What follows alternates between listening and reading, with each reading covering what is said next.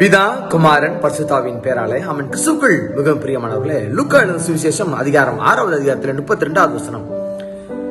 உங்களை சிநேகிக்கிறவர்களே நீங்கள் சிநேகித்தால் பலன் என்ன?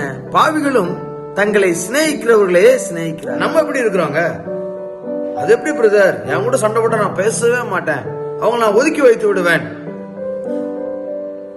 என் கூட பேசுறவங்க மட்டும்தான் நான் பேசுவேன், என் கூட பேசுறவங்களுக்கு மட்டும்தான் நான் நல்லது செய்வேன், மற்றபடி நான் யாருக்குமே எதுவுமே நான் செய்ய மாட்டேன் அப்படி என்று சொல்லி சொன்னால் நாம் எந்த லிஸ்டுக்கு நம்ம போறோம்னு நீங்க சிந்திக்க அழைக்கப்படுகிறீர்கள்.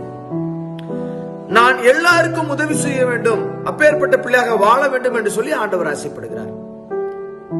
எப்படி பிரதர் என்னால முடியும்? எனக்கு அவங்க எவ்வளவு கெடுதல் பண்ணிருக்கிறாங்க தெரியுமா, எனக்கு எவ்வளவு துரோகம் செய்திருக்கிறாங்க தெரியுமா, எனக்கு எவ்வளவு தீமைகள் வருவித்திருக்கிறார்கள் தெரியுமா, நான் அவங்ககிட்ட எப்படி நான் நன்மை செய்ய முடியும், அவங்களோட நான் எப்படி பழக முடியும், அவங்களோட நான் எப்படி பேச முடியும் என்று சொல்லி நாம் கேட்கலாம். ஆண்டவர் அழகாக உரைக்கிறார், உங்களை சிநேகிக்கிறவர்களே சிநேகித்தால் உங்களுக்கு பலன் என்ன?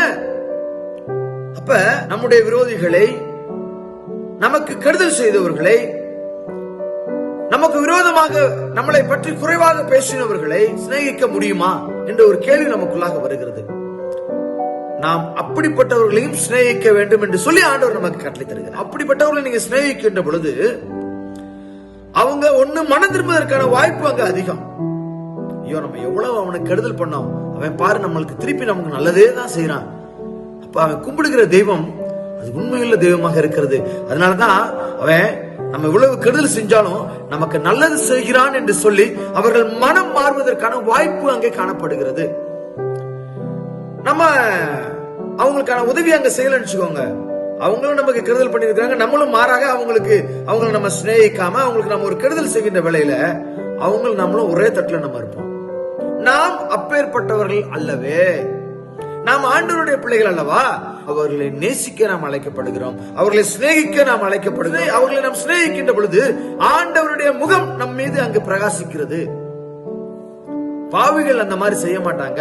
நாம் பாவிகள் அல்லவே, ஆண்டவருடைய பிள்ளையாக இருக்கிறதுனால நாம் விரோதமாக இருக்கிறவர்களையும் விலகினவர்களையும் நாம் சிநேகிக்கின்ற பொழுது நமக்கான பலன் அங்கு அதிகமாக காணப்படும் என்று சொல்லி ஆண்டவர் உரைக்கிறார். ஆண்டவர் அளிக்கக்கூடிய பலன் நமக்கு நிறைவாக வரும் என்பதில் எந்த விதமான சந்தேகம் இல்லை. கர்த்தர் தாமே ஆசீர்வதித்து நம்மை பலப்படுத்துவாராக. ஆமென். God bless you.